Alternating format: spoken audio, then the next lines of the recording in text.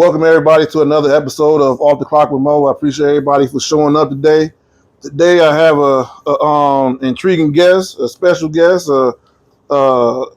This person here, she's a pile of information, and we're gonna try to get as much information as we can today. And this is a good friend of mine by the name of Vo. Vo, thank you for coming on Off the Clock with Mo today. Oh, you're welcome. So how you been doing in all this heat? I love it. I see you get the straps, and you got. I don't know the wrong people see that they're gonna talk about you like they did Michelle Obama. You know when she used to walk around with her shirts with no sleeves shirts on all the time, and talk about how bad of a person she was back in the day because she ain't had no sleeves on her shirts and things like that. But we ain't gonna worry about that. We're gonna get through the day, and I like to do a toast before it start. And this toast I like to do. I don't know if you like it or not, but this is a toast I like to do. Everybody that watched this done heard this a million and one times. So, man, we both be in heaven for 30 minutes before the devil find out. Amen. Yeah, so what you been up to? Mostly trying to get back to work. You know, I just came off my leave. Outside of that, I guess I can pretty much call myself a little homebody. A homebody? Yeah. Are you always been a homebody? For the most part. I'm one of those type of people that I have great comfort being inside. Mm-hmm. Whether it's just chilling on the porch, catching some sun, especially in the summertime. Right. I always find ways to entertain myself to where I don't feel like I'm missing too much outdoors. Are you an only child? No, but I am the baby. I am the baby, so I guess that's probably where it comes from. I'm used to just being by myself and entertaining myself. What's the next oldest sibling to you then? What's the year gap? So my oldest sibling is she 57? Oh, okay. 57, 50. I don't want to age her. 57, 56. Okay. And then my oldest brother, he's just a year younger than her. And then I have my second oldest brother, he's 45. Okay. And I'm 43. Bless it. Oh, okay. Well, I mean, I know the first two, they was probably already up. Yeah, they were already gone out the house doing their thing. And being that the second was my youngest but oldest brother, he let me play with him sometime in his friends. It all depends on what they were going to do. Uh-huh. But for the most part, I had to just do it on my own. You had to figure it out for yourself then, huh? Yeah, and I was a little mischievous too. Uh-huh. As the youngest. So I guess I found fun in ways. You got away with it too? A lot of the time. Yeah, a lot of times. I knew dirt on my siblings that I don't think they understood how I would find it out. So I definitely blackmailed them.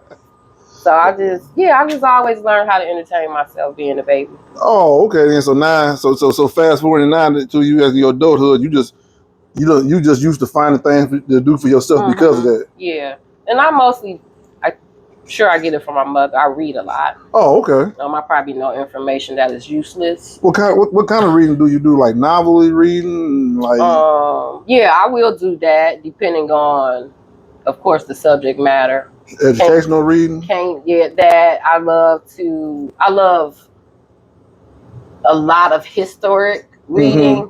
Just finding out things that you just never knew existed in past time. Definitely love just overall, I guess we call it like more so environmental reading, where you learn about the different societal areas. Oh, yeah. Things that's going on outside our region. I just like to keep up with a lot of things, especially if it's just unfamiliar to me, just to have the knowledge somewhat. Yeah, no, I agree with you. I like, I don't do a lot of reading. I do a lot of, I do some reading, but I do a lot of historical like research type of things. Okay. Like if you say this happened during this time, I'm gonna go back and read up on it to see if it actually happened. You know what I'm saying? If I want to know where the origins of this word come from, I'm gonna go look that word up and see where that word come from. Like a few months ago, it just intrigued me to figure out what does alma mater mean. I never heard of that word. You know, like when you're in school, your alma mater when you're in school, like your alumni or something. Okay. You know, saying what that means is like it means like a second mother is what they really saying. Okay. When you go to school and you get this alma mater, that word means like second mother. Okay. Is what it comes from. I always wonder what the hell does this word mean? What does this mean? I looked it up and then that's what I found out. Yeah. So when you go to a certain school and they say this is my alma mater, you're pretty much saying this is my second mother because I learned everything from this. Yeah. So you got to understand, the power of words and what those words mean, and like you say, when you're reading up on things, you can't just be reading for the hell of it. You got to be reading to get some type of knowledge out of it. So even with that being said, because you say you a homebody, you just don't put me as someone that's a homebody. Peaceful, yes. Homebody, no. Yeah, I mean, every now and again I get out, but I've sincerely never been the club hopper, just hanging out at the park all the time. Like I do it here and there growing up, but I say probably about the age of no more about 24, 25. I was kind of done. Okay. It just wasn't the scenic for me. You go out, enjoy yourself, and next thing you know, somebody fighting. Yeah. Especially if the police get called. I'm getting pepper sprayed before, and I'm just trying to leave. You been pepper sprayed? Hell yeah. Oh, and I'm just trying to leave and go to the car. But Keisha and Ray back here throwing down, and that just never been my cup of tea. Right. So with that being said, I just, at a young age, just learned that just wasn't what I wanted to do. Right. If I do go out, 9 times out of 10 it's to support someone, their birthday or whatever, may be going on. I'll go, use tops 2 hours and I'm out. I think the shortest time I've ever been out was maybe like literally about 45 minutes. Got dressed just to go get somebody some love at a birthday party, and I'm right back at home.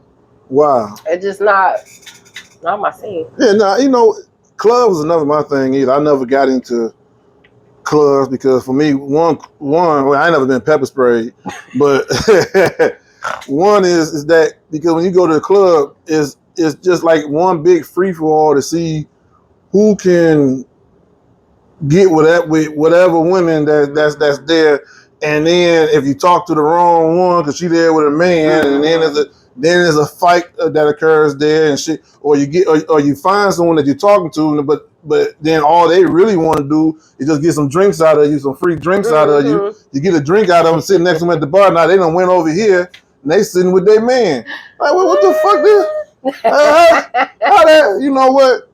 I'm just gonna go to a bar. I like to go to a bar and I like to sit at the bar table. I don't like being at a table somewhere and I gotta wait for the waitress to keep coming back to see if I want another drink or not. I want to sit at the bar, do this. Yeah. And even with the it got to the point I even found learned the bar etiquette. Oh, did you? Yeah. You start making your own drink. No. So when you don't want to, like say I'm drinking a beer, right? And I want another beer, so I'll push my empty beer over like this. Okay. If you ever know that at a bar, it's a groove at the end of the bar. And when I want another beer, I just do like this. But if I'm done drinking, then I would take that same beer bottle, lay it down. Okay, now I'm done. I learned bar etiquette. You gonna learn that in the club. Well, look, understandable if you're drinking a beer, but I don't know about same thing with drinks. Oh, you just do the same thing. You just lay the glass on the side because it's not gonna roll off. Okay. You just lay it on the side and be like, all right, I'm done. That tells them, all right, give me my bill and I'm good. Yeah. Okay, that's understandable. But see, even when I go out like that, I say a lot of times when I got older too, a lot of the places I would go to are lounges. So I like to people watch. Okay. That is my thing when I do go out. I don't mingle. I don't get up and that's bad because I can see somebody that I know across the room because I'm there. If you don't come over me, I just wave. If you see me, hey. Yeah, I'm not a dancer. Blessed Jesus. You don't dance? No. What? Like if you see me up dancing, I'm drunk. Okay. And that I don't allow that to happen a lot when I go out. So yeah, I'm not a dancer. I don't know. I'm not gonna say I don't have any rhythm, but I definitely don't have the beat some of these chicks have. So I'd rather watch y'all get down and see how y'all do y'all moves. But yeah, I'm not a dancer. Oh, okay. I'm a people watcher. That's very fun for me. Yeah, you know, I find myself when I was younger, I used to dance, but I got old and started doing the work. I don't know, just dance. You know, my mother was a real big dancer back in the day. She used to win like trophies and stuff. Yeah, she used to win dance competitions all the time. And I remember I was like 9 or 10 years old. My mother couldn't find a babysitter for me, and she was going to a cabaret. So I was 9 years old at a cabaret. You went? Yeah, I was 9 years old at a cabaret. And by me being 9 years old and being all cute and stuff, of course, all her friends wanted to dance. No. So I'm out here on the dance floor dancing for like hours at a time and shit. I bet that was fun though. Yeah, it was fun. It was, I got a little older and I kept dancing from time to time. But then I started working every damn day. I ain't got time to go dancing no more. I can't do this shit. So now if you see me dancing, I'm like you. I can't catch the rhythm of the beat. I can't. Now I would love to one day learn how to ballroom. I can chair dance. Really? I can chair dance. Oh, you said chair. I thought you said I could be in this dance. I could be in this chair just like this, going like this all day long. Going like this all day long. Yeah, that's but now you get me up and move my legs. That's a different thing. 2 left feet going on. Yeah, I don't have a rhythm at all. So I just people watch while I'm there. So what's the funniest thing you ever saw people watching, or one of them, or a few of them? Any of them? Probably more so just watching somebody and they drunk and stabbered. Somebody literally talking to themselves in the mirror, thinking they're having real conversation with someone else. That's probably about the weirdest. Other than that, just normal drunkenness, falling over. Yeah, I know. I mean, one time I saw a guy at the bar one time, fell asleep. He was at the bar like sitting where you was at and had his hand on the bar and his head down and fell asleep. And was knocked out. And I saw another guy at a club one time. He was on the floor up against the wall, knocked out. Next to the speaker. I know I had a friend of mine that fell asleep at the club.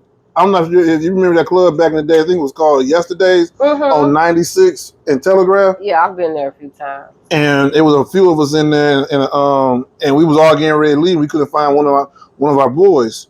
We walking around the whole thing trying to find him. He done fell asleep next to the speaker. Oh wow! The speaker just boom, boom, boom. He just. That's a hell of a brain. Yeah. To tune that out. Yeah. What? Yeah, he was gone. Yeah, he was gone. That's funny. Man, and because you say when you go to the bar, you don't really talk to nobody. So have you ever met like a potential boyfriend or anything like that at a bar? I know some people meet people at the bar and either have a relationship with them or just have relations with them that night. Or back in the day when I was younger, I would be open depending on how the conversation went. But no. Of course, you get flirted on, but I never go out to meet people. So you stop there quick. Yeah, I never go out to meet people. That don't be my intention.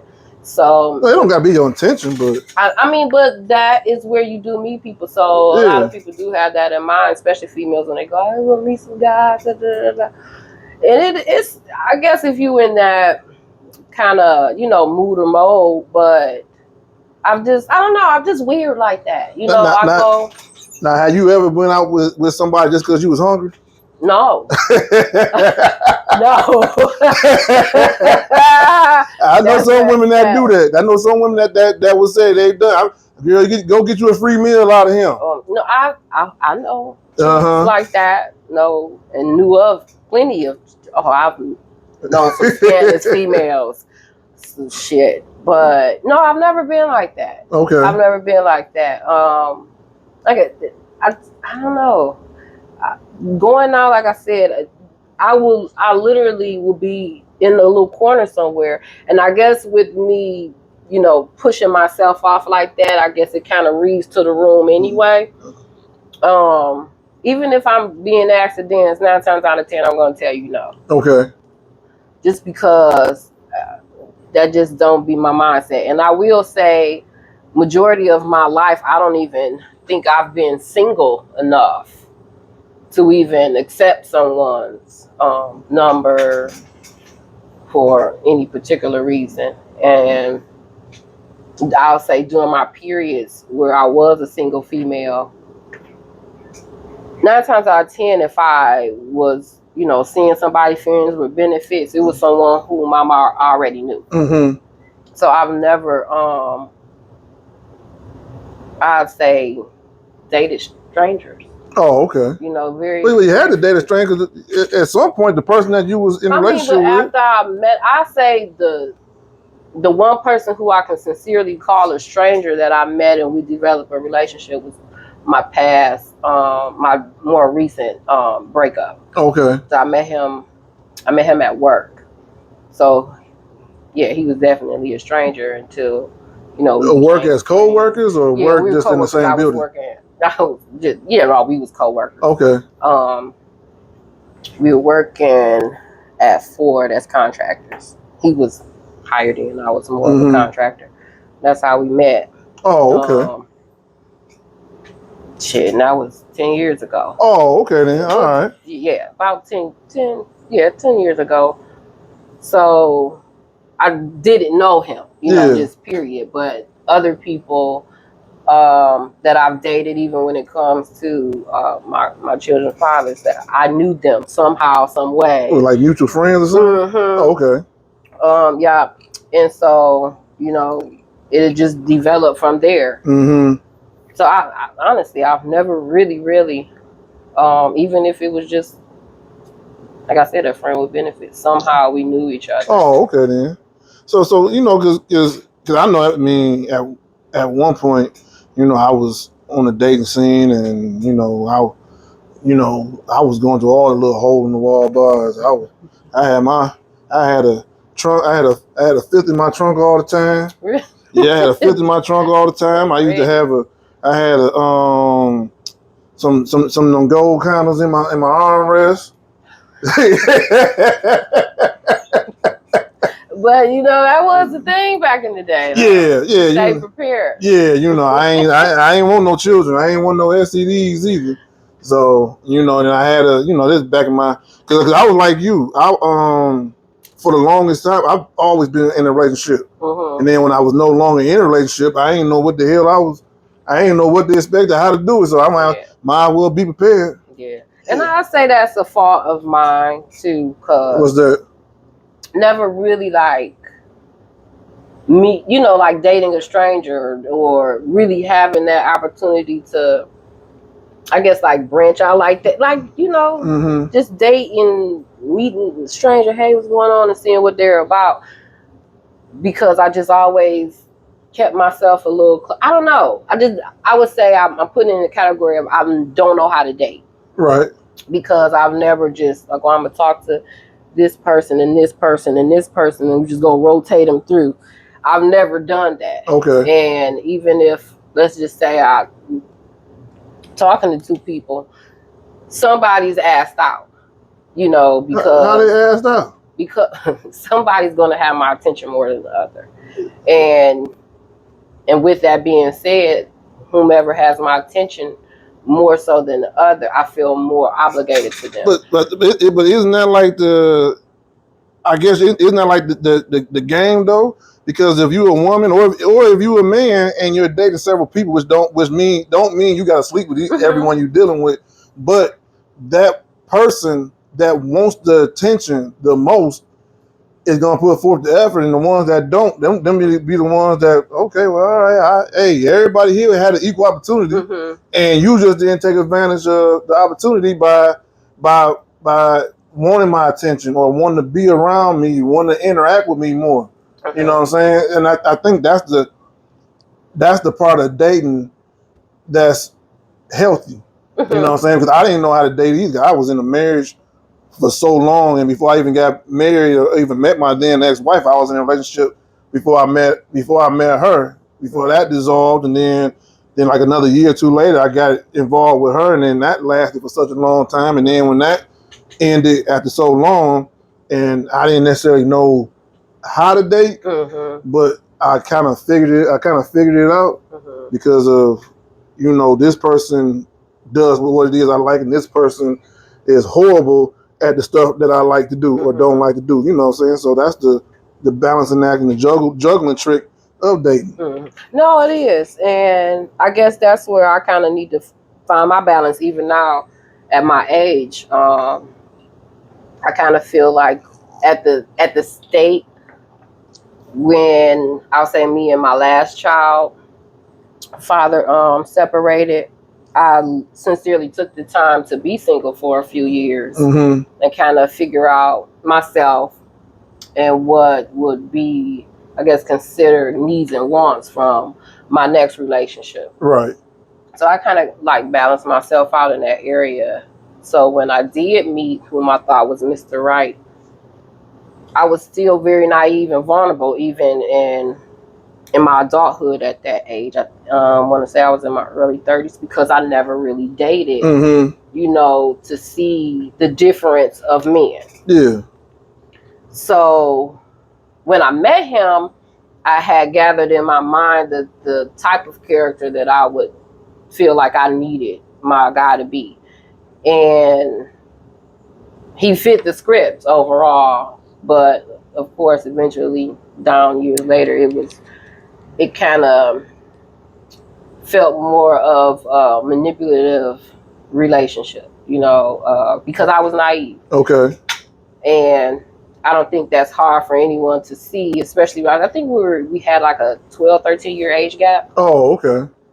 So I think at that. So if you don't mind, how old was he, and then how old were you, or just how old he was, and I guess the rest of us can do the math in our head. I was 32, 33, and he was around, what's he like, 47, 46, around there. Okay. Yeah, he'll be 58 this year, I believe. Oh, okay. In August. 58, 59 running now. So yeah, it was a nice age gap.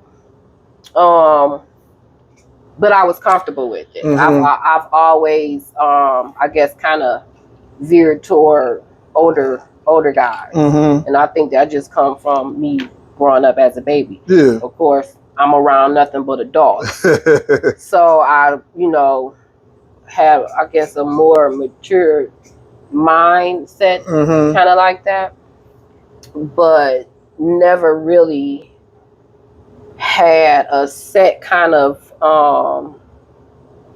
relationship role. Yeah. Because I don't know, I wouldn't necessarily say that I wasn't ready, but even in my relationships with my kids' fathers, like, they were long term.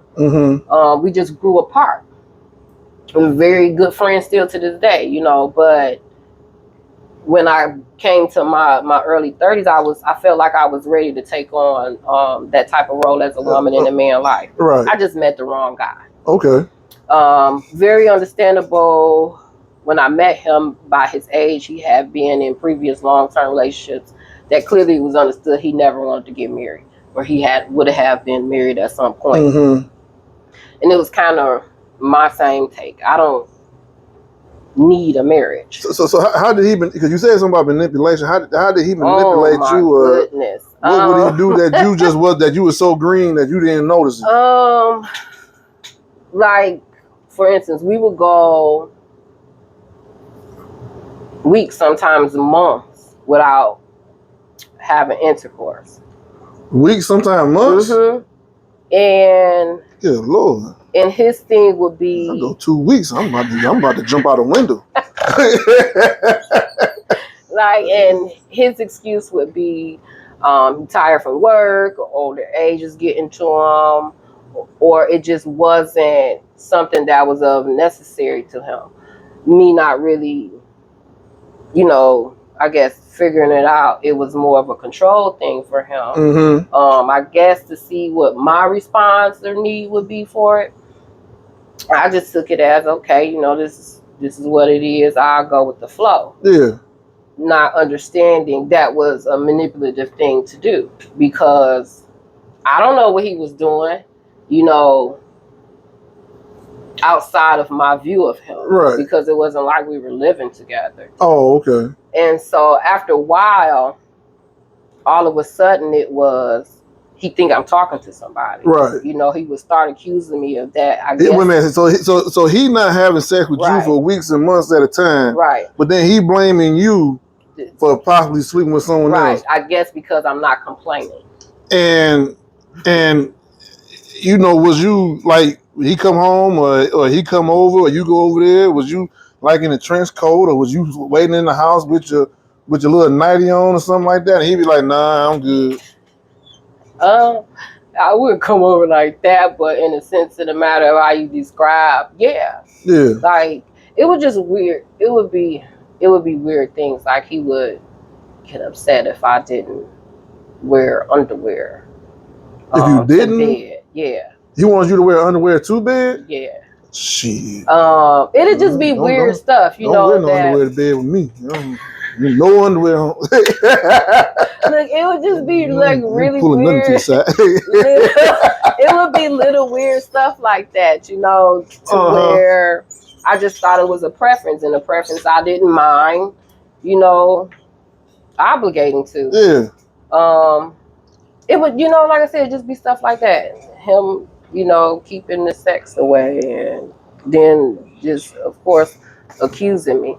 So how did you feel when you would be the one? Because a lot of times it'd be the man wanting something, and it'd be y'all like, nah, I got a headache, I ain't feeling good, I don't know. But when the role is reversed and it's not as you as a woman that's being told no, even though you went along with the flow, how did it really make you feel on the inside? Unwanted and unattractive. Mm-hmm. Because you eventually do start, thinking that of yourself. Right. You start having those personal insecurities to build, wondering, what do I need to work on? It was weird, because I had never seen exactly whom he was previously with. Yeah. So I didn't know exactly what his preference of woman was. I could only assume I was one. Mm-hmm. But then, like I said, when he started holding back, it does something to your self-esteem, and it makes you start questioning your own person instead of them. And so then, like, little comments will start coming behind it, because even though I still feel like I'm a little chunky now, I was a little more chunkier. You feel like you chunky? Yeah, I do.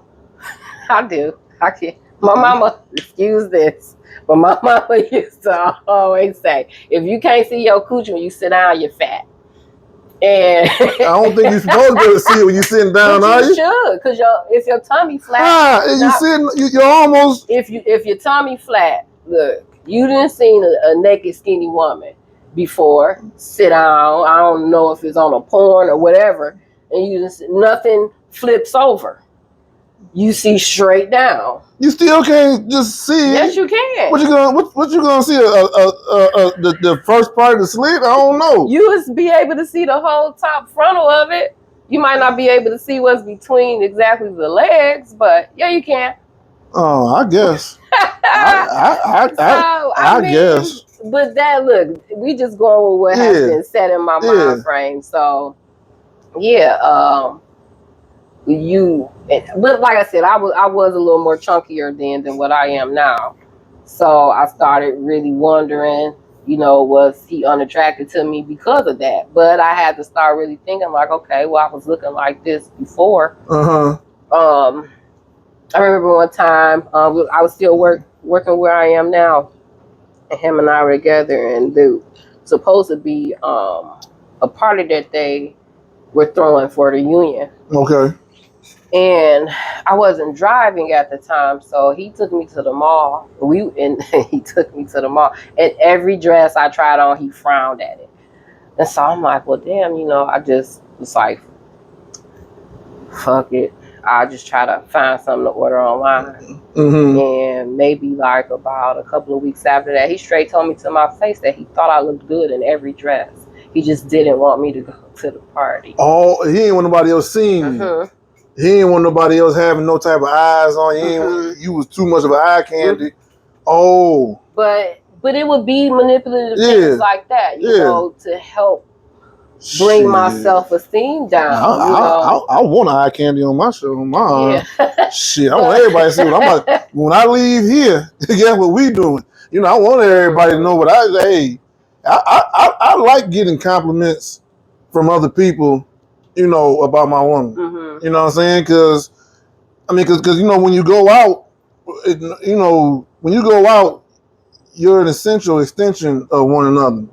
You know what I'm saying? Like, now, if you see me and I'm dressed to the T, but then you see my woman and she looking like who did it and why, like, well, damn, nigga, what kind of man are you? Yeah. Or and vice versa. Yo, if you always dressed to the T, dressed to the nine, and here I am coming around here with this white T-shirt on with the front of it hanging off my neck and shit because it's done wore out and shit and it's dingy around the collar. Like, who you fucking with? Who and you? Your Crocs. Yeah, and my Crocs and shit. Yeah. You know what I'm saying? And it just it baffles me sometimes. I know some guys that's like that don't want nobody to see their woman, don't want their woman to smile around nobody. But if you secure in who you are as a man or even as a woman, then you should be even that much more secure with who you have with you. You know what I'm saying? Because I ain't got no eye. I mean, don't get me wrong. I'm gonna look, but I by no means am I gonna act on it. You know what I'm saying? But yeah, would I look? Yeah, I'm look. Do I know other men are looking at my woman? Yeah, I know other men are looking at my woman unless they're gay. Yeah. You know what I'm saying? That's what I expect. I expect that, and other women are gonna look at your man. That don't give them the right to come tap your man on the shoulder and be like, boy, she sure is a lucky woman. Right. No, I've actually had that happen to me. Well, I didn't know it took place, but we were at the sneakers ball together. And I guess he kind of like I am. I don't know how. Describing the person that he was growing up and even up until I met him, I think he would go out. But we would go out here and there a few times. I probably can count on both hands. But he would just sit there, he wouldn't want to get up and mingle around. And I got up to go take a picture with some of my girlfriends. And when I got back and sat down, one of my girlfriends, it was so funny. She was like, that girl right there asked your man to dance. And I just looked at her and I sat down. And I will say this about him. In my face, he was very respectful. He kindly told her no. I don't think he would have got up and danced with the girl even if I wasn't there. Right. That's just the type of person he was. But he was that type of person though. He stepped out of the house, he liked to look good. Yeah. Which I like that about him. Very, very tuned in, to his dress. Some guys just don't care, about their appearance, even if they do have good wardrobe. Yeah. Some guys just don't. That's an agitation to me, though. Okay. Because if I'm coming to you, I'm always going to try to look my best just because your eyes are about to be laid upon me. Right. So I think it should definitely go both ways. If you feel like you can look raggedy to me all the time and then I'm still supposed to find you appealing is a problem. I'm not going to say attractive because your face still probably look good to me, but if you always looking dingy, I don't want to go nowhere. Yeah. You really is embarrassing. Yeah. So like you said, you are definitely a walking piece with who you with. Right. You know, It because speaks volumes. no, it does. Now, don't get me wrong. Now, I don't mind just throwing something on and going to Kroger real quick and come back. We all do that. Yeah, you know, but now if we about to be at a function. Now, I can't wear the same damn thing I don't wear to Kroger. It's I'm good. What? I took a shower. I washed my face and brushed. What? What's wrong? This is me. Nah. So at some point you got to be able to, you know, get yourself together. You can even as a man or you can get yourself together without necessarily looking like you going to a masquerade. You know what I'm saying? You can throw on some nice shoes or nice shorts or a nice button up or a nice something to look presentable. You don't always got to wear basketball shorts. That's true. You don't always got to wear basketball shorts and basketball shoes. I think people just get comfortable within themselves too much to where they take that appearance away. And I don't think that they understand sometimes what comes with that. Like you do start making your significant other, whoever it is, feel a little slight eye. Yeah, my grandmother used to get on me about that when I was younger. And like, why you come out the house looking like who did it and why? Like, Granny, we just going to your friend's house. I'm 12 years old. Go in there and change. Like, but these my play clothes. I'm going to be playing over there anyway. Right. No, get in the house and change. You ain't going to have everybody out here thinking like I don't have, like I don't know how to raise you. I don't know how to have you you don't have no clothes on. I don't feed you. Now I'll go in there, come back outside with with some more clothes. I'm just going to dirty up anyway. I always got to say the smart part. Yeah, but But is that when dating somebody, is that your deal breaker right there? Is there total appearance? Is that your deal breaker? No, that wouldn't be my deal breaker, especially if you're not ever going anywhere. But shit, if we're not stepping out, then you ain't embarrassing anybody but yourself. To me, because even like I said, you want to see whomever you are looking good. You know, it don't have to be every day, all day, because people do. I can show you some dead right ugly pictures of me sweating, looking a hot mess because I'm outside in the yard cutting grass or doing something, painting chips are all over the place.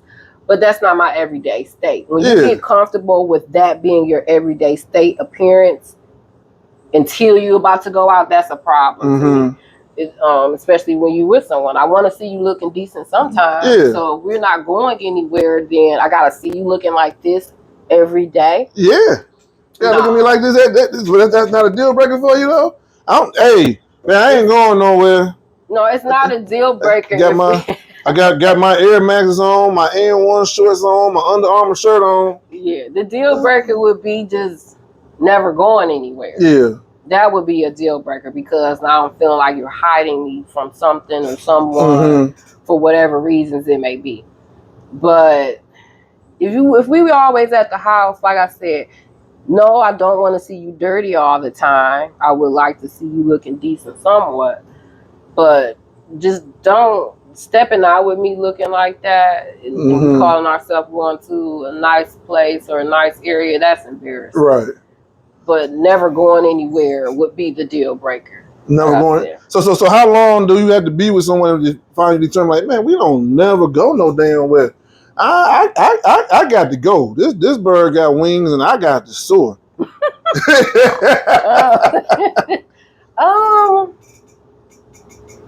Honestly, I would say, I don't know. I don't want to put a timeline on it because if you're dating someone and then that turns into something more, there shouldn't have ever been a point in time to where you weren't really going out and socializing with one another because that's how you learn about each other and what type of person they are in different environments.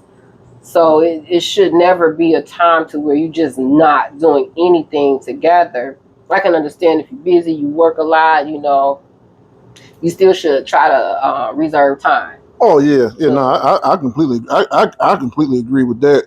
You know, but I want to come back to this. I want to come back to this again. You know, as far as having time, but something just popped in my mind because I seen this video like a few weeks ago. You know, and you know, had you ever been in a toxic relationship before? Mm-hmm. To where y'all always arguing, bickering, and fighting, or even like physically fighting. Mm-hmm. You know, and were there any red flags, or why would you want to stay in a situation like that? Have you ever been in that type of toxic relationship before? Yeah. And how was that? What was that like? It's stressful. How did it start off? Well, I seen Ike and Tina. Ike had Tina singing and all type of shit and feeling good, getting her grandmama money and stuff like that. And then before you knew it, yeah, getting smacked around. Yeah. Yeah, that was just my last relationship. I don't want to say like he's smacking me around, but yeah, it became toxic after, and I would say this: the red flags were there maybe about a year into us dating. Okay. But I guess in my own self, I was being dumb, you know, not stepping away from it because I saw it, I recognized it.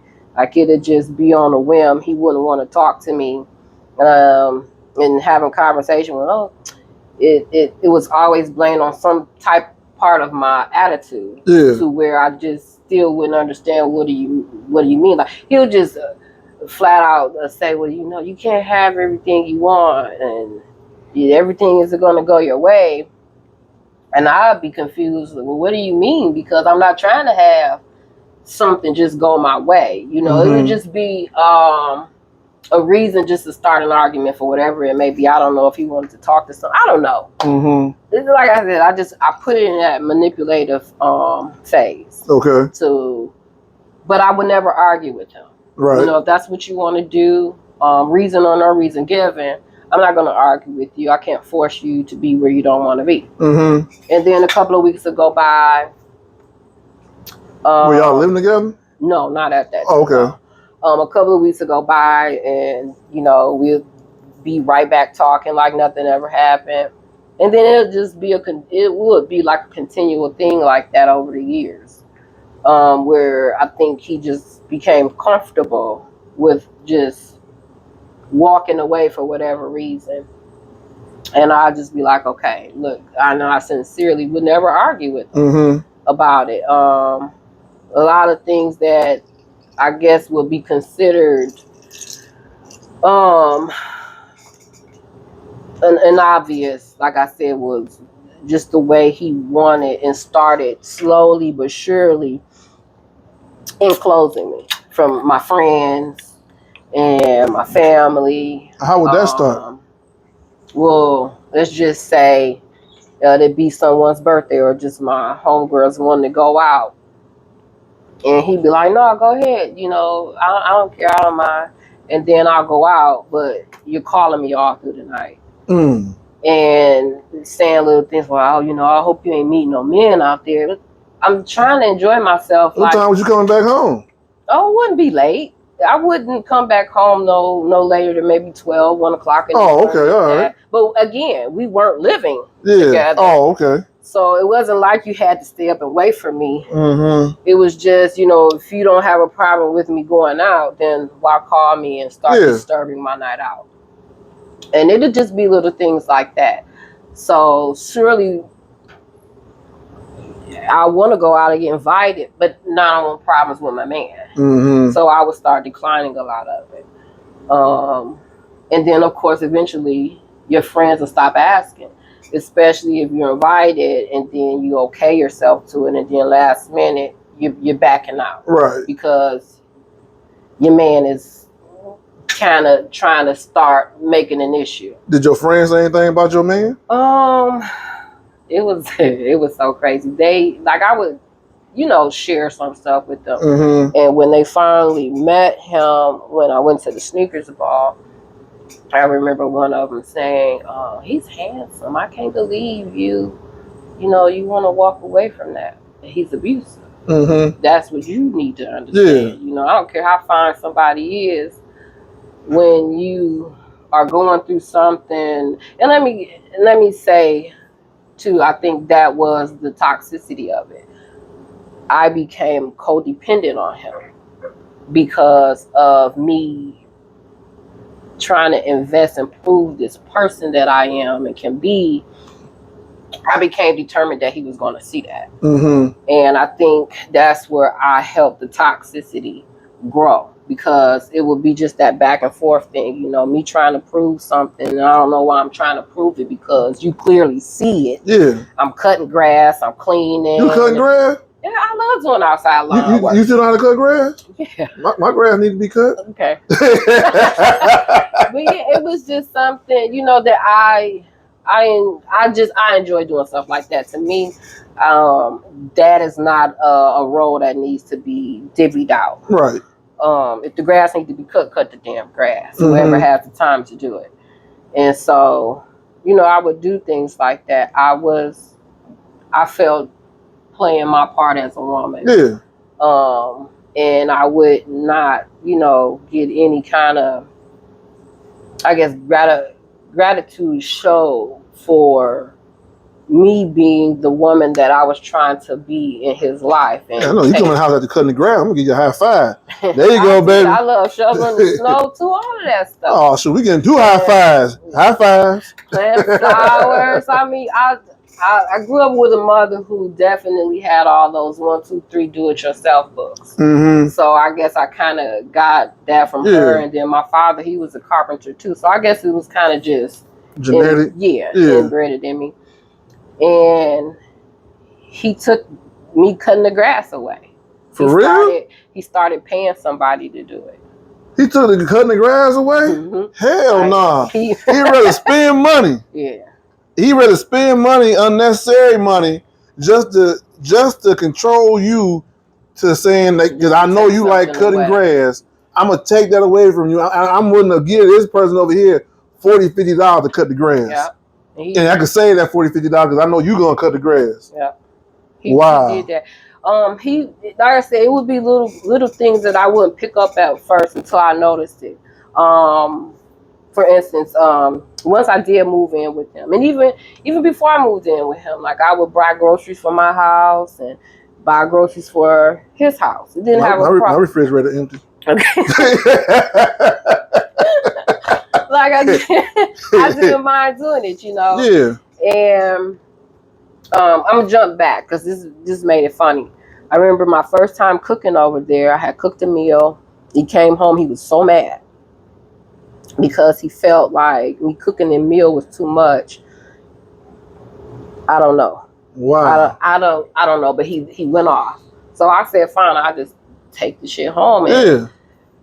So it was like during the time we broke up, and then all of a sudden, we started back talking. Now he wants me to cook. So that was the reason I would go grocery shopping for both houses. Wow. And then it got to where, okay, I'm now living there, and I buy the groceries. Now, how long was y'all in a relationship before you finally moved in?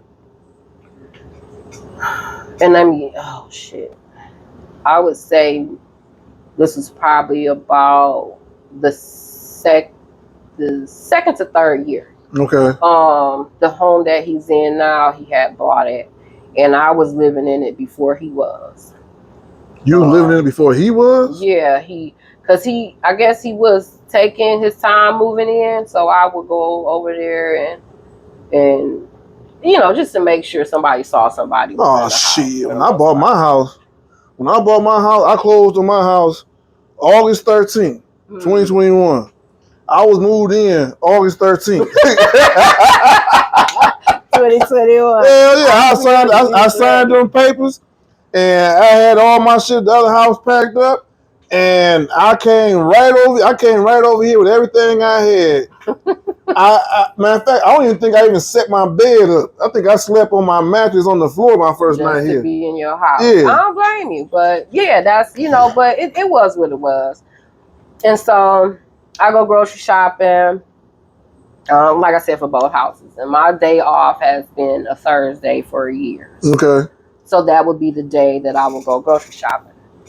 So at one point, I was always just buying the groceries, and then what he started doing was whatever it was I spent, he would give me half. Okay.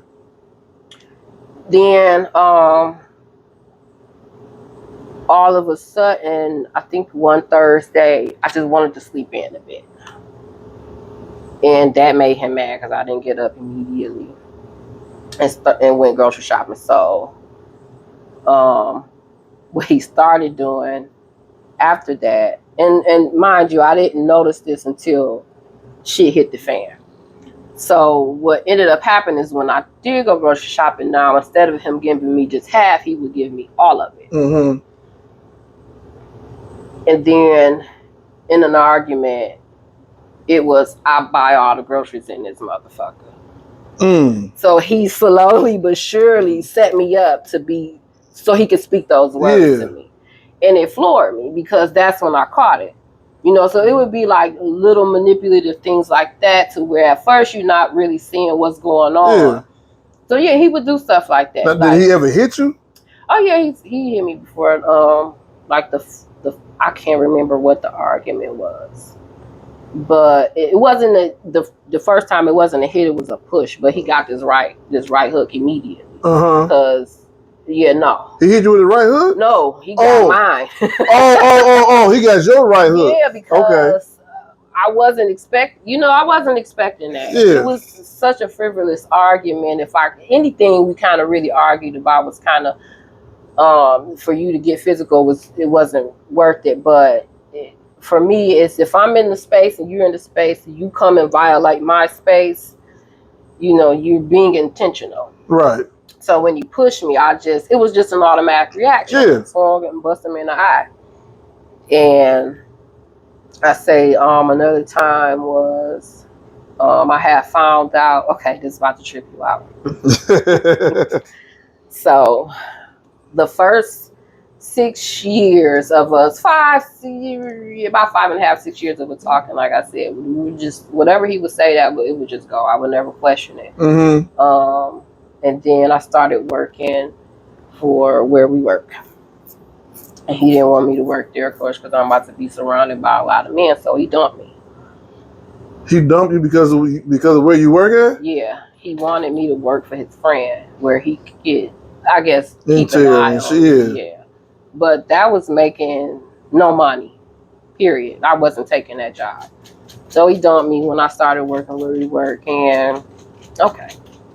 So I started working. I got hired. I got my official notice in September of 19.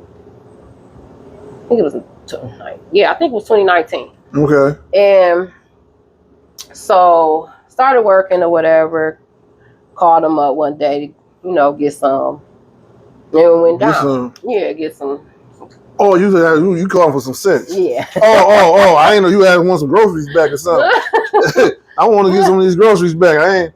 So you called him over. You called him over for sex, or you called him and you went over for sex? I called him and went over. Over his house. All right. So it went down. So I say about into the first week of me working at our job, called him again for something, and he was like, "No, maybe we should." And of course, he puts it off on me. I don't want your emotions to get all wind up. Okay, cool. But I remember asking him, you got a girlfriend or something? Mm-hmm. And he goes, no. Okay. So I want to say it was about December sometime, he's calling me, professing his love, and he missed me, and da-da-da-da-da. About a week go by, and I'm not understanding why I haven't seen him, because we only stayed 2 miles apart. Yeah. And he's like, I just don't want to jump right back into the motions as we normally did. And I said, okay, I can understand that. I could dig that. You want to try to, because that's what we do. We break up and then we just start right back from where we left off. Yeah. whatever. But then another week go by, so nah, something ain't right. Right. So I'm like, what's going on? Well, you know, I gotta get this lady out of my house. I said, a lady? He done moved somebody in? That fast. Damn. So clearly she pre-existed. Yeah, she saw your panties over there one day. That's what happened. She done cut him. She done cut him deep. So now he like, I've been busted. I can't. Something was left over there of yours by mistake, or it could have been purposely. I don't know. I don't know, but no, I would probably not, because like I say, even though I call myself living with him, I still have my own home. Yeah. And but you get comfortable and you may leave your earring over there. You may leave something over there, and maybe not even on purpose. Just shit. I'm comfortable here. No, I remember one time I left something in the shower and he blew up on it. Like so no, I didn't. Oh, okay. I never left stuff behind, but it floored me. Like, it broke my heart. To hear him say that so nonchalantly. You know, like, we weren't just together for just 6. Where did she come from? So I asked him, like, you know, I was still being very calm. I'm like, where did she come from? And he was like, well, you know, she going through a divorce. I said, you was having an affair? Because he was like, no, you know, she got a divorce a few years ago. I said, so what does that have to do with anything? I'm like, you know, I'm like, would you work with her? Blah, blah, blah, blah, blah. He really wasn't trying to give me, you know, a real reason or answer. So he stated him being with her was what made him realize he missed me. So he being with her, they was having sex as well. I'm gonna assume so. But he never said it. Well, she was living with the man. They had to be. I don't know. I mean, I got 3 bedrooms. You have your own room. I got my room. I go to work every day. Yeah. Hey, I don't know what you do. Yeah. Well. Yeah. It shocked me because, like I said, the way he was and the way he would scorn, you know, the mingling. I'm having sex with this person. I'm about to have sex with that person. He made it seem as if he was just not okay with that. So let me ask you this question then, because I know a lot of women. Because I know, because I grew up with women my whole life. You know, as far as my mother, my sister, my grandmother, my auntie, my ex-wife, my 3 daughters. You know, and the women that I've had conversations with. Now, anytime messing with this guy, did your pH balance ever go off? Yeah. And that's how you can tell sometimes if a man is dealing with someone else, because your pH balance just fucks up. Flopping. Yeah. And yes, that did happen. And it was funny because he tried to blame it on me. Like I had an STD or something. No, you know. No, you know, and I kind of knew that, you know. I'm very, very well educated with the female body. And if you get bacterial infection, is basically what it is. And I would say this too. Some men can throw your pH off without him intermingling with someone else. I will say that your own upkeep, or sometimes what you're not intaking, can throw it off. But if it's something that you know you're trying to correct, if it's you and it happens, is your man. Right. So it happened a couple of times, but like I said, the way things were with us, I would never have thought that he was with someone else. Honest to God, he was too much up my ass. I guess for me to have felt like he was stepping out. But that was the whole control thing, more than likely. I'm gonna be in your ass, but you better not question me. You know what I'm saying? If I ain't answer my phone because I'm busy, I ain't answer my phone because I'm this. It's all these other. Don't question me about my shit. Yeah. You know what I'm saying? But I can question you all day long. Yep. Yeah. And that's exactly how it was. So when he threw that bomb on me, that this lady there, you know, it floored me. And so I'm like, okay. he's like, she's gonna move out. He gotta give her time. Blah blah blah. So I'm gonna say that went on all the way into July of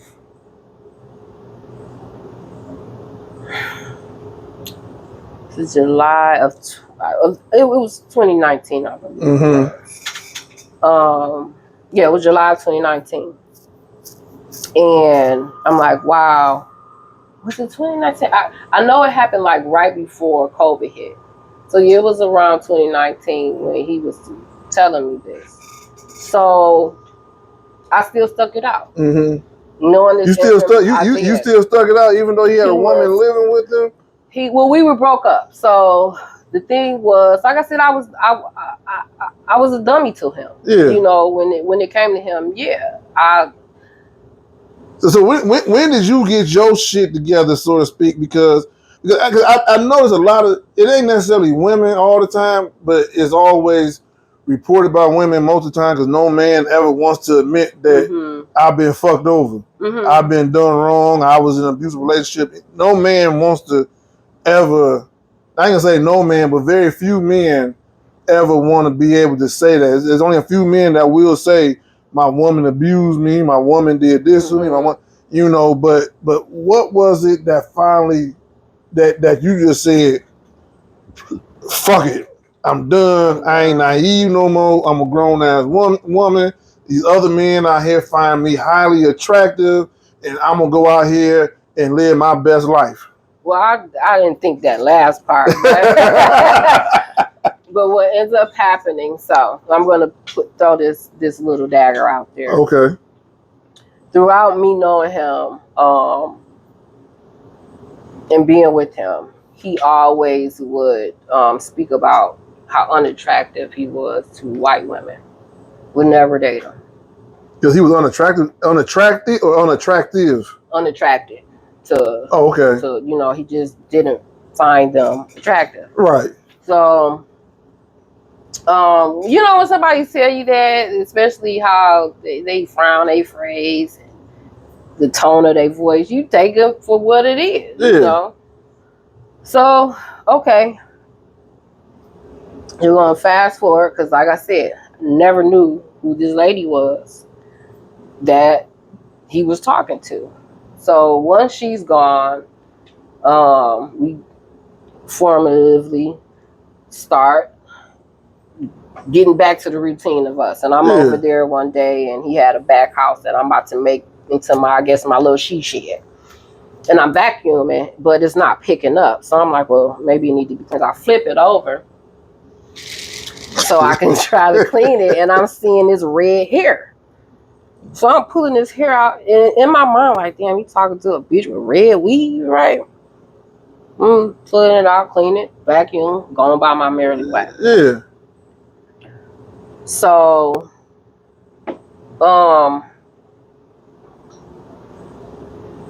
can't remember. Anywho, she's gone. But it's just something that's bugging me. And I'm trying to figure out if this is the right thing for me to do. So I said, because no, this is kind of like immediate. I'm like, should I give myself some time to really consider if this is the best choice, me getting back with him? So I said, I give myself that little 24-hour period.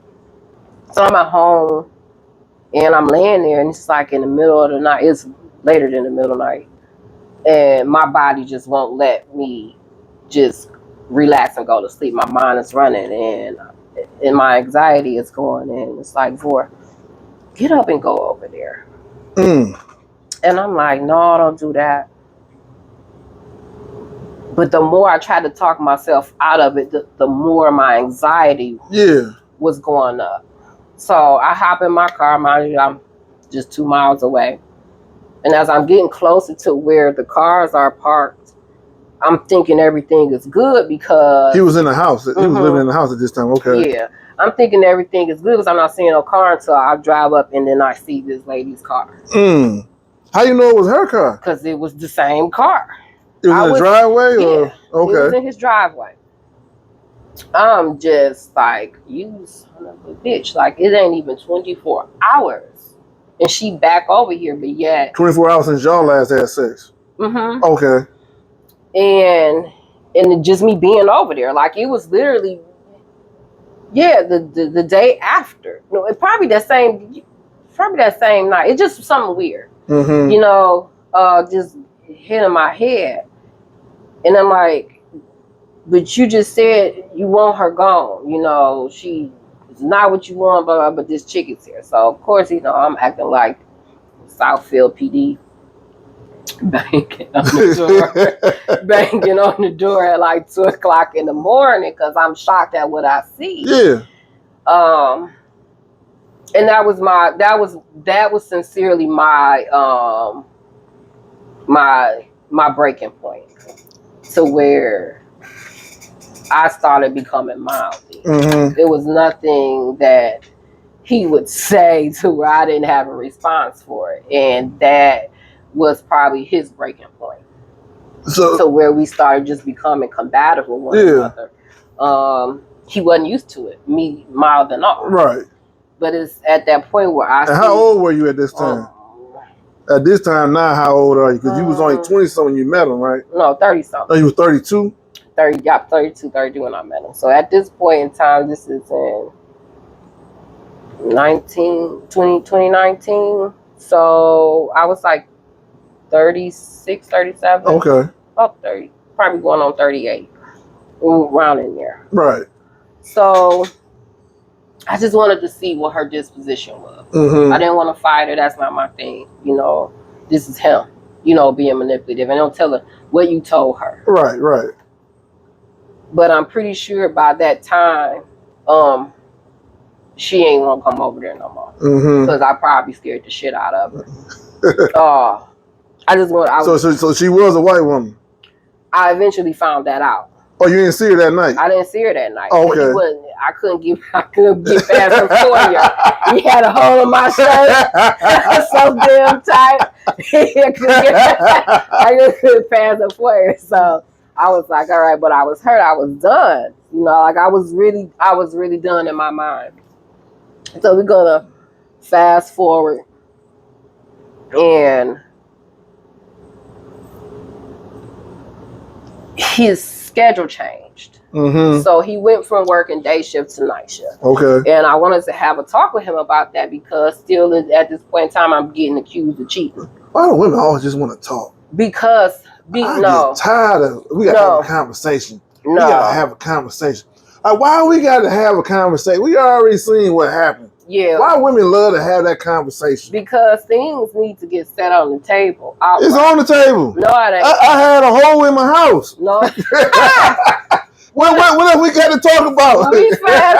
We fast forwarding it past Rebecca. Okay. And, at least she wasn't Karen. Rebecca. Really, look, we fast forwarding and he his schedule changed. So of course he's not going to midnight shift to where our schedules are not going to meet. So no, we need to have a conversation because you ain't about to be accusing me of being over. I'm tired. I gotta go to bed. I just got off. You know what I'm saying? Like you ain't about to be accusing me of being over somebody's house and really cheating. You know, I don't want more tension to form. Let's have a conversation. Let's figure out how we're going to work this out. But sure enough, that became another pattern. I get off of work. By the time I get home, it's about 3:45, and he got to be walking out the door by 5 o'clock. Yeah, I ain't got time. I got to go. Right. So that became the routine. Got past that one. That became the routine. And so once that became the routine, now I'm on the phone. Like he'd go to work, and then by 7 o'clock, he's calling me, and I'm literally will be on the phone with him all night until I'm sleepy and going to bed. So with this whole toxic relationship, that's what it just completely it was toxic on both ends. Yeah. And you know, when is it too much toxic, and then when is it like I guess I can deal with this here, but now it's becoming too toxic to the point to where someone could possibly get hurt because it's just toxic. And I get in today's world, today's life, Everybody want to crash out. Mm-hmm. I'm about to crash out. Like, that's the big thing to do. I'm in a toxic relationship. Like, that's the thing to be in. Mm-hmm. When is it too damn much? I'm about to tell you. So, like I said, his schedule changed. And along with his schedule change, and like I said, because you talked to me all through this, the pattern changed. Mm-hmm. And when the pattern changed, something is going on. I don't care who you are, male, female, you have a pattern, an everyday thing that you do with your mate. Yeah. And what ended up happening was he would stop calling me the way he used to call me. He would call me and talk to me on his way home, or he'll call me and talk to me on his way to work. That stopped. So I'm noticing it. I can't remember at this point in time if I said something about it, but I've definitely noticed it. So, long story short, we both in the bed. He drunk as fuck, and he falls asleep with his phone open, and curiosity killed the cat. And trust me, did I feel good doing it? No, but I knew that was the only way I was gonna find out if he was really fucking around with somebody. And baby, it was it her or someone else? Oh, it was multiple. Multiple. And they were all from work. But I got to see the redhead. The shit I was vacuuming up. I got to see the redhead, but don't get me wrong. I didn't just go through his phone and then keep a secret. No, I woke him up. Yeah. You know, I'm not about to do that. You know, keep secrets. That's not happening. I woke him up, but this is what made me. I went through, but I didn't know. Still, I didn't. I had to put two and two together with the redhead because it made me have to go back. But I was looking at the call log, and he was talking to this girl. At the times, he would usually talk to me. Or I would see where he would talk to me, immediately get off and be on the phone with her. Now, he would cuss me out because I'm at work. I ain't got time to talk, but you talking to this heifer for an hour and 30 minutes straight. But, you know, no. Did you see any pictures? Of the redhead. That's the only picture that was in there. You didn't see no videos? I ain't seen no videos. He ain't had no videos of them? No, he not that type of person. He ain't had no nude pictures or nothing like that either? No, he not that kind of person. Oh, okay. No, that type of stuff. And even if it was sent to him, he deleted. You know, he would do that even with my stuff. But I'm sure that's to keep him from getting caught. Yeah. But for whatever reason, he kept a picture of the redhead. Now, mind you, this is some years later. Right. And that was the breaking point because it hurt me. It hurt me really bad to see you still talking to this lady that you swear up and down you ain't want nothing to do with, and blah blah blah. Doing things you wouldn't do. I don't know. Because they say some, you know, some guys may keep a woman around. I don't. Because there's some things that you won't do that she will do. But this the thing. All the things that I would do, he wouldn't even allow. Oh, okay. So I don't know. You know, like he kept our sex very vanilla. Basic? As hell. Just missionary. Just up and down. Missionary. just up and down. All right, I'm good. If it was another position, it was a treat. It would be a treat? Yeah. Cause I know when I'm like Richard Pryor said years and years ago, when I was younger, my uncles always said, boy, whatever you do not eat the pussy. And when I got older, I couldn't wait to eat the pussy. Because he made it a taboo. Yeah, he made it a taboo. I couldn't wait to do the shit. Just to see what it was like. Yeah, to see what I even use a Starburst. Somebody said use a Starburst. I use the Starburst. It's supposed to get your mouth watery. Oh. Yeah, Starburst. I had my whole mouth. The pink one. Oh, and I don't know what colors they were. I put them all in. Because you know, back in the day, black folks, it was taboo for black folks to do that to a woman. Oh. You know what I'm saying? When I was coming up, because I'm 50, so when I was coming up, they were like, "Boy, I don't eat nothing that can't be cooked." That's what it was when I was coming up, and I couldn't wait to eat something that wasn't cooked. Oh Lord! And someone said, but if you do it, use a Starburst. to give you some flavor. It gives you some flavor and it make your mouth watering. Okay. Yeah, so I started using Starburst. Yeah. Nah, that was going on. But yeah, it was very, very vanilla.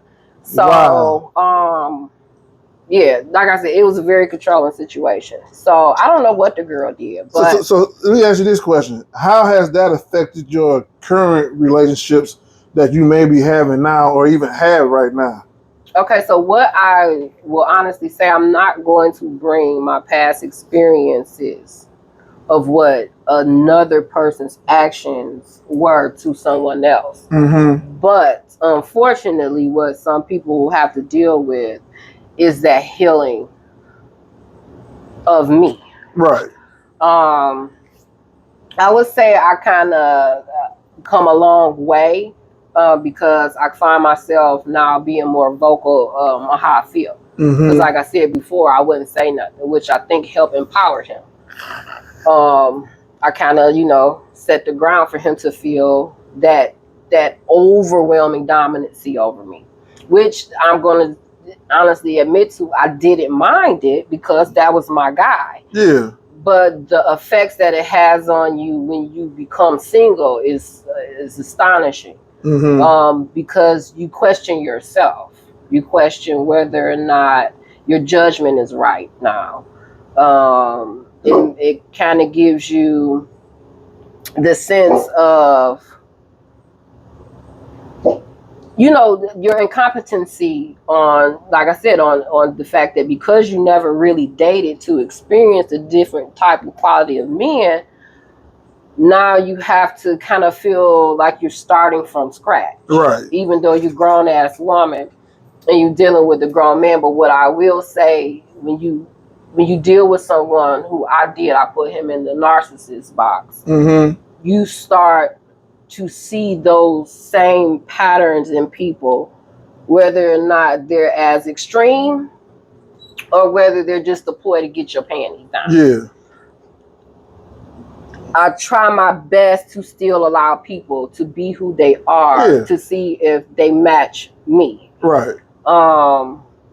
And if I can see you're someone who I hate to say tolerate at first, but that's what it is. Yeah. Because anybody you deal with is going to be different than you. And you got to be able to either say, I can tolerate this part of the individual, or this is just I cannot tolerate. Yeah.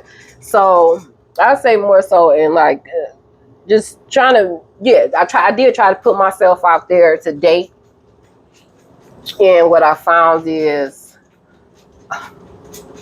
I'm extremely shallow in some areas. I mean, when you say shallow, what do you mean by shallow? I may look at shallow as something being different. I definitely, I'm gonna say this: I don't have a type unless it comes to a particular person. Right. So let's just say that's how I am. Yeah. When my girl said, "What type of woman do you like?" I don't have a necessarily type. I just know if I like you or not. And exactly. If I like you, and then we'll go from there and see if you have those qualities that I know that will complement me. Right. And vice versa. I could very well tell if I'm not a right fit for someone, just because I might be more. I think I can run off at the mouth a lot, just talking wise. But if I feel as if I have a more dominant trait than you, it's not going to work. Right. Because I am more of a submissive woman. It may not come off like that to some people, and that's because of my work form. I think that's the. I don't mean to cut you, but I think that is a. I think now, like what you said earlier about taboo.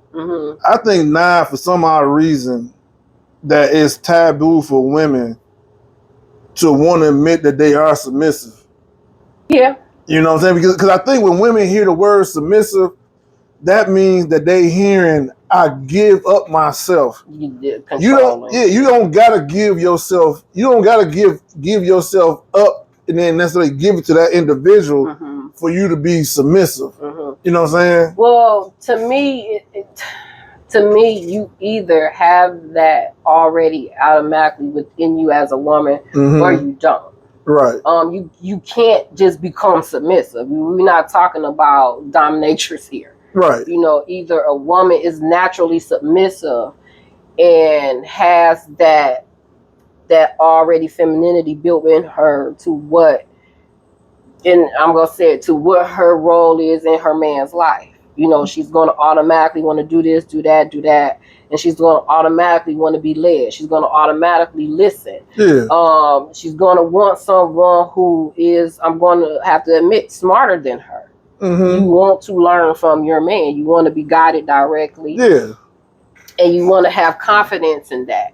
And I agree with that cold-heartedly. You know what I'm saying? When it comes to a woman and a man, and that part of being submissive is being that as a woman, I'm gonna trust that you're, as a man, is gonna make the best decisions for us as possible. You know what I'm saying? Not to be submissive as, okay, I'm gonna go. Okay, I'm gonna do. Okay, no, that's not what I need you to do. Yeah. I need you to be able to back me as a man. I need you to be able to back me up. I need you to be able to stand by me through whatever bullshit that I may be going through, as long as I'm not necessarily hurting you, you know, emotionally and physically. But even if I'm making the wrong decision, and I know I feel in my heart it's the right decision, I need you to back me up, at least in front of people. Now, when we get home, we get in the room, and you say that was a bad idea. Just don't say that's a bad idea in front of them. Say it's a good idea in front of them. When we get home, even though I may not even want to hear it as a man, that wasn't a good decision. Now, you don't know. I may even say you don't know what you're talking about, but in my mind, well, maybe that shit wasn't.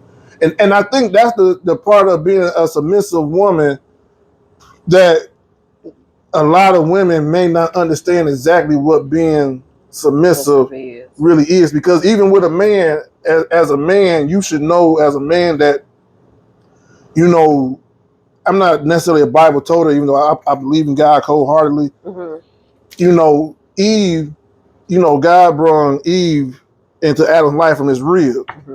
And if you look at a rib, both ribs, what does both ribs protect? Your ribs protect your vital organs. Your ribs protect your lungs, your pancreas. Your ribs protect everything in here. You know what I'm saying? Even though I'm out here in the world, it's my ribs that protect everything in here for me to be able to, if I get hit in the chest, my ribs gonna take that punch. Your vital organ. Yeah, you know what I'm saying? Even if I get shot, the ribs may still protect me. You know, you still gotta hit the rib before you can get to anything else. And if you ask me, that's the part of the woman that protects the man. You protect you protect my peace. You protect my sanity. You protect my well-being when you can key on to certain things that as a man I just don't key into. You protect all this stuff for me as a man, you know, as a role, and as a man, I protect you as a whole to where I can cover you and protect and protect you as a woman. You know what I'm saying? And I'm just right there over you to protect you at all means. And I think that's the whole point of the covenant of a marriage. Yeah. When those who choose to say I do, that's the whole point of it. You know, is to allow each to stand in their position that should be when you're taking that oath in front of God. And everybody don't believe in God. So to those who just maybe just believe in just a higher power, however they want to set it, it still is the foundation of a relationship. Right. No matter who's making what, I don't care if I'm making more than my man, I should never still make him feel less than. He still should have that leadership of the home. But he also got to be that leader as well. Definitely. You know what I'm saying? That man can't be. I'm a team. I'm a team type of person. Even in a relationship, it's team. You know what I'm saying? I don't want to walk in front of you. I don't want you walking behind me. I want you to walk side by side. But I don't need you doing being a busybody. Yeah, I guess you could say busybody. I just need you to be on my side, on my team, right, wrong, or indifferent. Mm-hmm. You know what I'm saying? At least in front of people, in front of the world. Mm-hmm. Now, what we do behind these doors is between us. And I think that's where that becomes a problem too, because even if you're just in your normal monogamous relationship versus a marriage, you're not supposed to and shouldn't disclose what's going on hardship wise to other people. And I think that's what starts causing a lot of this back and forth and competitiveness when it comes to man and woman and being in a relationship, because naturally the man should lead the home. Yeah. But nowadays they're making that about currency. Who has the currency to lead the home? And that's, I think, it's starting to become a problem, because now you're starting to put a man in a position in today's world that could be working his ass off to provide. Mm-hmm. And because you're making more or the same as, you feel like you're an equal, and you're not. And you should, either party, you shouldn't make them feel less than. So when you start switching the natural ingredients of what a relationship is supposed to be about, I think that's why it's so hard right now for relationships to be built to where you have that natural setting, as you being the natural dominant part of the relationship, and me being the natural femininity of the relationship. The nurturing. I come to you and for you with softness, to take the load off. Mm-hmm. And it makes it harder for women like me, I would say, to find someone who I can, for the most part, be comfortable with, because now we have all these expectations. Like you said, you got all these women that's going out on dates just to eat a free meal. Well, no, you know, that's not. I'm not about to. No, yeah. You know, I'm not about to do that. So now you have this back and forth to where, oh, well, this nigga broke. He can't even take me here, and you ain't earned the meal. And then you got the man who's scared to even want to date, because you don't want to just go spend your money on somebody that's about to walk away the next day. Mm-hmm. But the natural, like I said, the natural setting of each person, I think, has been lost, to where for some men definitely, and I see it on, social media, where they feel like they are the prize. You're not. Nah. You're not. Even in the Bible, if you follow the Bible, it states a man that finds a wife finds a good thing. And that's not even, that's before you actually get married. But you found her, you found this woman as a wife. Right. And if you feel as though, and I think that's another separation of the thing, that compliments him. Mm-hmm. The woman is supposed to compliment a man. It's not supposed to be the other way around. Right. And it should be in its natural state, to where if a man feels as though you are his spare rib, it's just certain things that should automatically, show within that of him. Yeah. And you will see it, you will feel it. Other people will see it, they will feel it. And if it were to be that way with, I guess, dominance of society, it wouldn't be so screwed up right now. Mm-hmm. And women wouldn't feel so, or have to feel, I'm gonna say, so masculine. And I think that's lost. The patterns of each sex is being lost. Women feel like they're the dominant, they're the masculine one, because they make more money, or because they don't have a man there in the household to help them. And nowadays you have so many men who have been raised to be independent. It does kind of become hard for a woman to find her place there.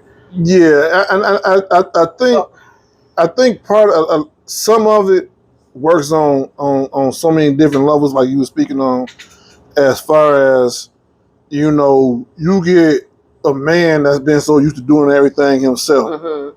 And the first thing come out of his mouth, I'm a grown ass man. Mm-hmm. Same thing with a woman. With a woman that's been so independent her whole life, mm-hmm. then you start hearing it, I'm a grown ass woman. Mm-hmm. Well, I see that. I know how old you are. Yeah.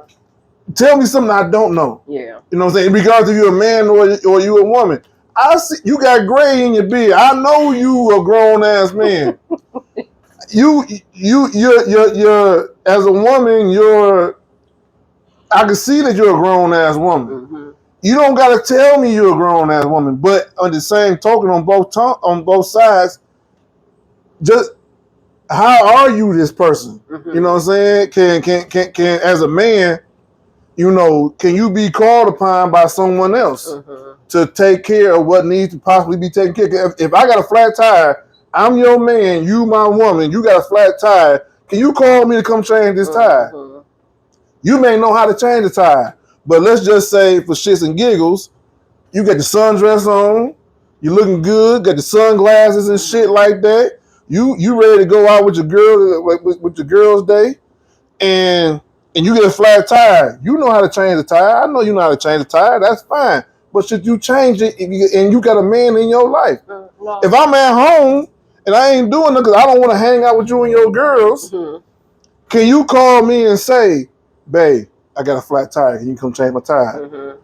Yeah, I can come. Or am I going to be that guy that you say, hey, babe, I got a flat tire. Can you come change my tire? Didn't I teach you how to change a flat tire? And you do have some people like that. Yeah. No, can I honestly answer that question and say anyone I'm talking to now I don't know. You know, like I can honestly say that I don't know, because if you haven't gotten to those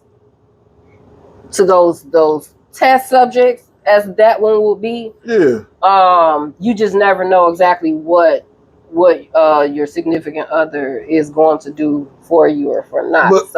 But what's going on, what's been happening from the day we've been together to now, even when we ain't come to that point, do you have confidence that this person will do this or not do this will even be the question. I know this ain't came up, but based off of what I've been dealing with, do I have a confidence to say that you will do this or you won't do this, regardless if it's a man or a woman, and whatever the situation may be? I may come to you as a man, damn, baby, I'm hungry as hell. I know when I get home, I can cook for my damn self. My father always told me, don't never put your stomach in a woman's hand. I know I can cook for myself, because I don't need you to say that you tired, now we get in the fight because you ain't cooked and I'm hungry. All right, well, be tired, go to sleep. When I get home, I can cook. But at the same time, if I say, you know, babe, I'm hungry, and I know, do I know for sure that you're going to be able to do this for me, or do I know for sure that you're never going to do this for me? The same way you should know that, based off of what's been going on, if you get a flat tire or whatever it is, can you call and be able to depend on me? Confidently. Yeah. And don't got to cross your finger like, I hope this motherfucker say yes. Come on. I can't say so. Yeah. No, I wouldn't. No. I honestly can say I can't honestly say yes or no. I would hope so. I'll say that. I would hope, but I honestly can't say, yeah, he be hitting corners to come, or do I need to call AAA? Or do you need to call your side nigga? No, I got one of them. No, I got one of them. I don't. No, I can't. Honestly, I can't say, because though you call yourself sometimes being with someone, committed or not committed, they're just, if you haven't gotten to, I guess, that phase, or either one hasn't allowed that, I guess, seriousness to start kicking into where you feel as if you can be dependent on them for certain things. I don't think we've made it there yet. If we are in that stage, I don't see it. So do you think there needs to be some type of evaluation, some type of conversation, some type of something to give you that confidence that, hey, I know if something happened, if I can't depend on no one else in this world, I know I can depend on this person right here. We have conversation, and I will say, it all depends on what a person wants to take in and what they are willing and not willing at whatever, whether it's now or forever, what they're going to, I guess, obligate themselves to. So right now, if I feel like, oh, if I need to go to the hospital, let me call them, come pick me up. I don't think it'd be okay. I'm on my way. Mm-hmm. I don't think that. It'd probably be more so your son not there, or you don't want to take an ambulance. Or, I do kind of feel like it'd be that before they come Jimmy running. Oh wow! So with that being said, like I always have a conversation with myself about any situation, even if a situation hasn't happened. I will hypothesize something. And if I'm not okay with it, we need to have a conversation. Because if, like I said, and only you and your actions and your words to me can make me have certain thoughts and feelings. Right. If you gave me confidence, then I wouldn't have doubt. Right. So if I then try to talk to you and have conversation about it, and you're more so wanting to respond than to take in and try to come to a conclusion, then 9 times out of 10, your yolks is not mixing. Right. And 9 times out of 10, they probably never will. If you're not really willing to hear me and take in,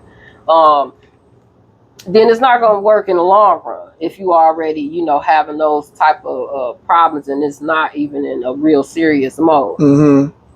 You shouldn't have to get to a serious state with someone to know if the bare minimum is too much. Yeah, because I'm gonna tell you now, even though I would do it, you call me and say, hey, my tire flat, I need you to come change it.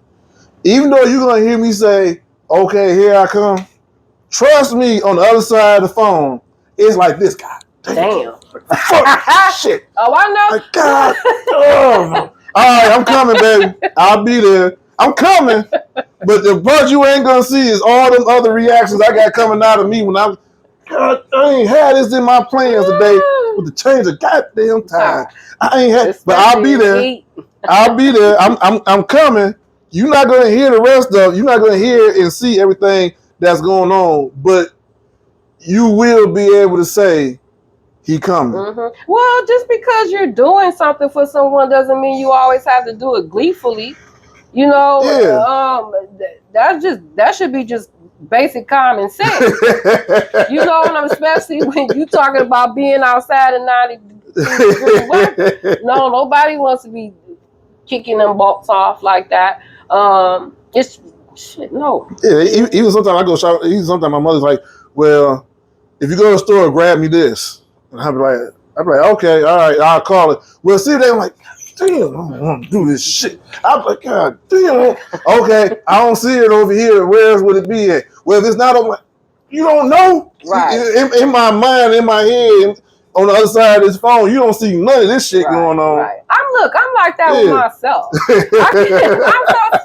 I'm the type of person, I have to talk myself sometime into going physical grocery shopping. Mm-hmm. I'm gonna say COVID did. It definitely spoiled me into online.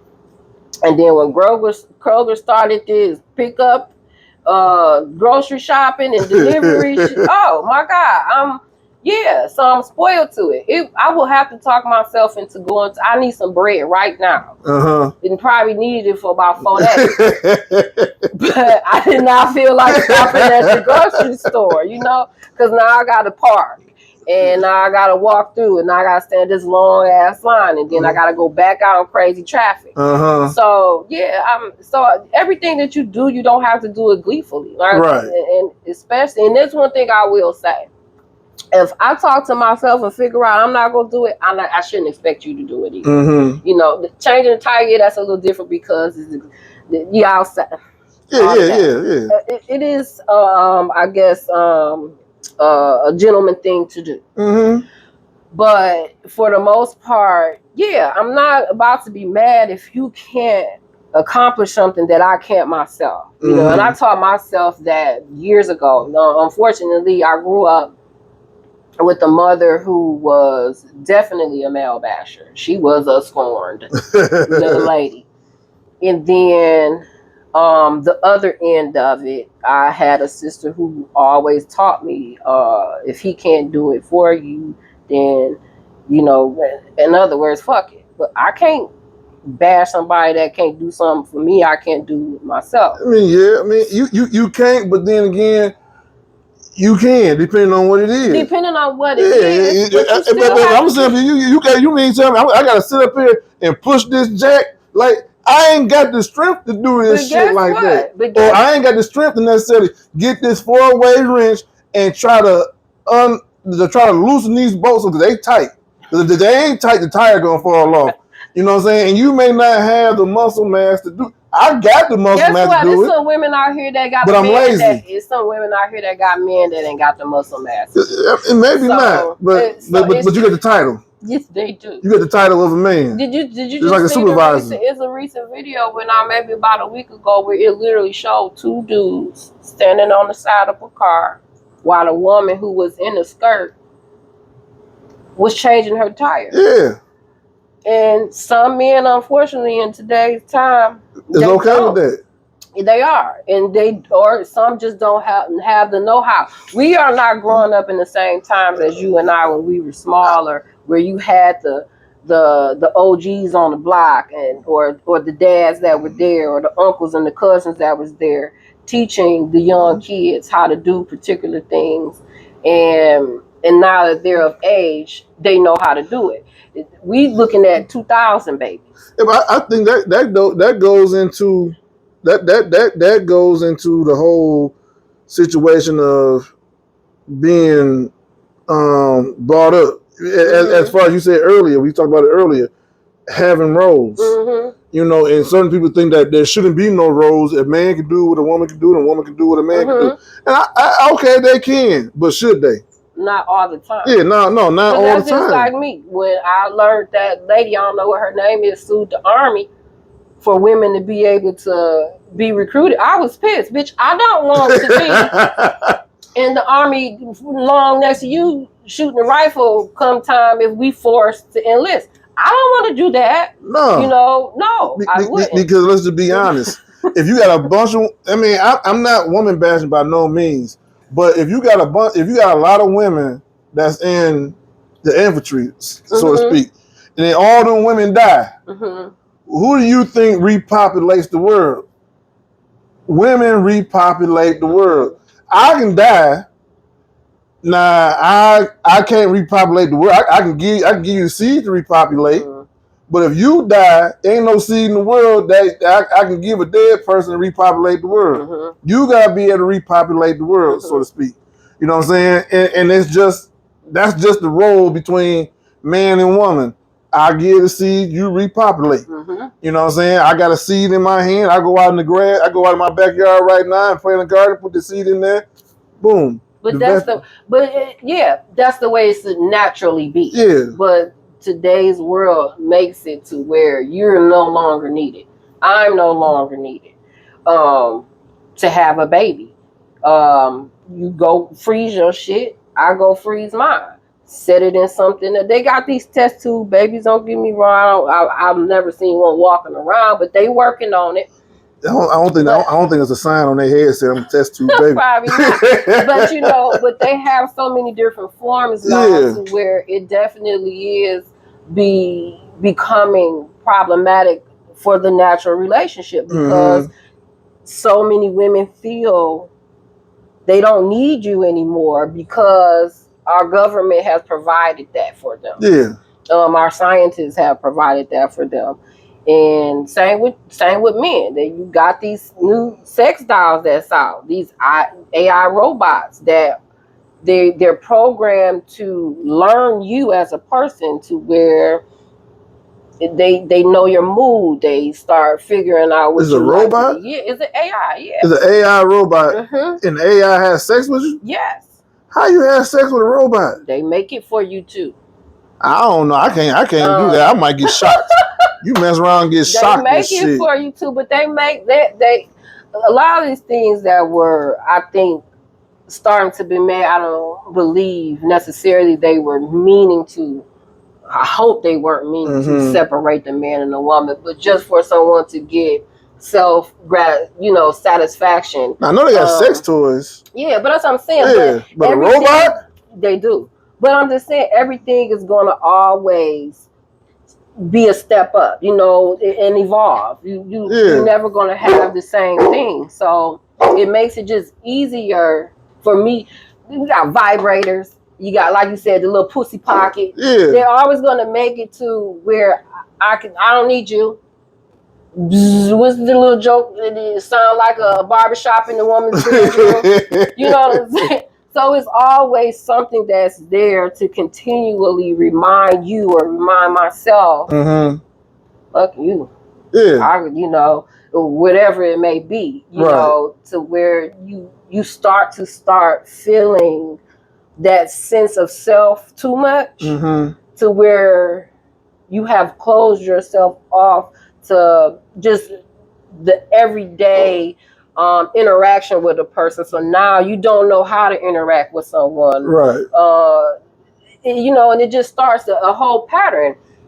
And now we all, look, God be it, growing up, how everybody is so now comfortable with their sexuality and then man or woman. Growing up, looking at TV where you had husband and wife, they beds were separate. They both slept in twin beds. Now you look at things, and it shocks me still, even though I know things have become more viewable. It's some little commercial on social media where they're doing these exercises and they're so graphic. Oh yeah.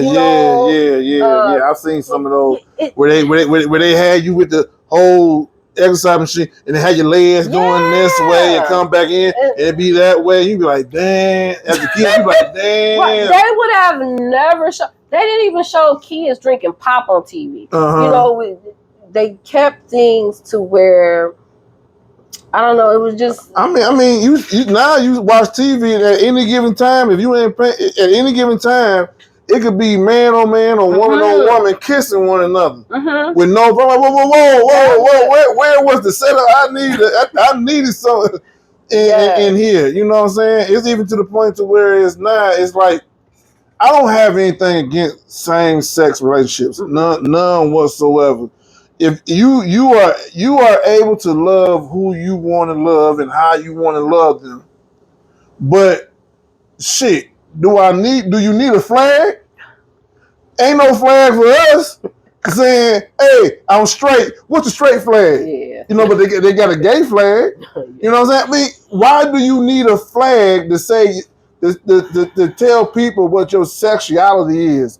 Who it is that you like? I got this flag to let you know I like men or I like women, depending on what. Why do you need a flag? Why do they have to segregate themselves? Yeah. That one I can't answer. It's crazy, but I'm not about to. but this has been. I want you back on again. I got a few. I got a few other topics I want to talk because you done touched on some of them already, but I want you back on again. You know what I'm saying? If you would come back on. Yeah. Yeah, you know what I'm saying? I think the whole thing went great, if you ask me. I don't know how you feel about it, but. No, yeah, conversations like this need to be had openly. Because it gives a different perspective instead of it always being that conversation where you just playing against each person, or just always being negative. And sometimes we just need to be open and just have a conversation, right? And have a different, outlet about it, because it's bad right now. Yeah, it is bad when it comes to a lot of things, but I really think where things are starting to fail, especially when it comes to our young youth, is that relationship that is no longer seen. No, I don't. I don't think that part is because everybody want life to be perfect, and life isn't perfect. And I believe children need to see the loving end of it. They need to see the bad end, not necessarily seeing me beating you, beating your mama up, or your mama beating me up. Don't necessarily need to see that, but what they need to see is that just because we disagree, just because we had an argument, just because this and that, don't mean that we don't love each other still. Don't mean that we can't get past this and still be able to, you know, have work it out and still give you a kiss at the end of the day. In long term. Yeah. I'm gonna actually do more research on it because that's what I mean. I don't know what the percentage rate is, but I'm sure it has dropped drastically from you and I growing up, seeing marriages and seeing how they go through their tribulations and still make it happen versus now what the average family is that still have two parents in the household. It's so easy to walk away. Yeah, it's too easy to walk away. It's so easy to walk away. And I think that's what a lot of the kids are seeing. And when you have such a separation, even if you become a single parent and you separate, does not mean the dynamics of you two have to change for that child. I have a beautiful relationship with my kids' father. You know, always had, always will. Because it wasn't about us at the end of the breakup. It was about making sure that we still equally provided for our children. And beautiful. You know, like I love my kid's father to death. And I think that they would say the same about me. But I don't know, and it doesn't seem like your average kid has the dynamics of two parents working together to make sure that they're bringing up a proper, coherent, stable adult. Yeah. So, you know, and once they get in a certain age, like I said, all the things that are being taken out of our neighborhoods, our schools, that's where it starts off at that age. Yeah. And they start developing that sense of man or sense of woman, how to be. And when you're not giving anything, I'm going to say, if majority of what you're intaking societal wise is negative, that's what you're going to push out. Right. No matter who you're dealing with. Or you don't know how to deal with conflict. Because because, you know, when you're in a relationship, a marriage, or even if it's not a marriage, but you got two people together, and the first thing that goes wrong, I'm gone. I quit. I'm out of this. I ain't got to deal with this shit. You don't never learn how to deal with conflict. You know what I'm saying? You never see how to deal with de-escalation skills. You never know how to deal with, because like for instance, my grandfather, my grandmother, they used to get into it sometime, regardless of what was going on. If it was her birthday, she got a gift. If it was Mother's Day, he gave her a gift. If it was always something. You know what I'm saying? It was, no matter how bad we just argued, you just threw a shoe at me. It's your birthday, I'm giving you this. You know what I'm saying? We going out to eat. We doing something to get past this, because every day is not gonna be great. And when days are great, this is how we do when days are great as well. And you gotta be able to see both sides of the spectrum, when things are great and when things aren't great. Just because things aren't great don't mean that we give up on each other. You know what I'm saying? True. And when things are great, don't mean that we don't have our issues. You know what I'm saying? And children today don't see that. They don't see their parents kiss each other. They don't see their parents having arguments and then make up with each other. They just see, I'm gone, I'm done, I can't deal with this shit, I'm on social media with this shit. Busting tires and windows out. That all of that is too much negativity being not only put out in social media, but within their own home or just their neighborhood. Right. And it becomes a more setting way to be. You know, you are going to be what you take in, unfortunately, unless you have that real power to push yourself away from it. And how many kids really had that opportunity. So we need to come back and I guess kind of dwell into how that does kind of make you into the adult you are today and make me into the adult that I am.